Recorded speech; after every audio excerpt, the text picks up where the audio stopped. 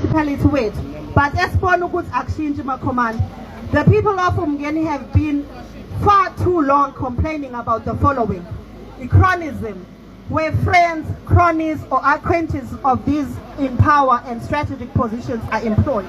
Lapho sithi abangani nehlobo zalabo kuyibona abaphethe noma abacabanga ukuthi baphethe ipower noma abasayiphethe okwesikhashana okwamanje sisababolekile siwumkhonto, baqasha abangani babo, baqosha izihlobo zabo, bakhohlwe abantu abamhlala eMgeni nezintombi zabo. Izintombi nizinenga ngomsebenzi kahle kahle niyishimane yazi.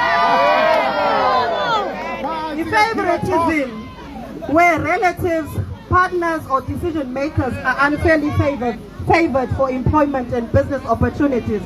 Leyo into leyo ayingeni only ekuqasheni, but even when it comes to business opportunities, ibhizinisi ekuyilona engabe li-generator more and more economy for indawo le yaseMgeni.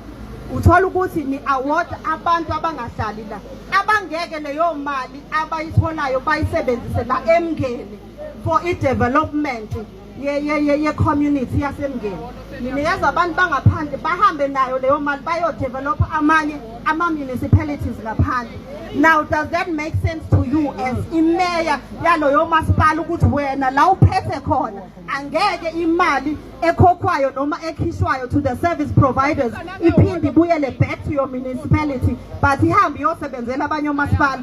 Does it make any financial sense to you? I doubt it. I doubt it. Okunye sikhala ngako siwumkhonto wesizwe.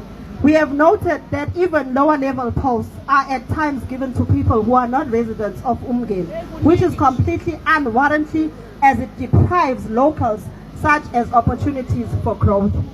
We have noticed that a number of people from Eastern Cape or its vicinity has been increasing ever since the current municipal manager, okuwukuthi ubaba uMzimkhulu Hlopha, took this position. Angimazi ke in person ubaba uMzimkhulu Hlopha, so angeke athi mhlambe as umkhonto sine personal vendetta against him, but la sizothula ikhalazo zabahlali ukuthi since kwafika yena la eMgeni kuqashwa abantu bako Eastern Cape esingabazi ibona abaphethe, even nabasebenzi abasebenza ngaphakathi kamasipala abanikezwa ithuba lokuthi bakhule ngaphakathi. Uma ufike ngo 2024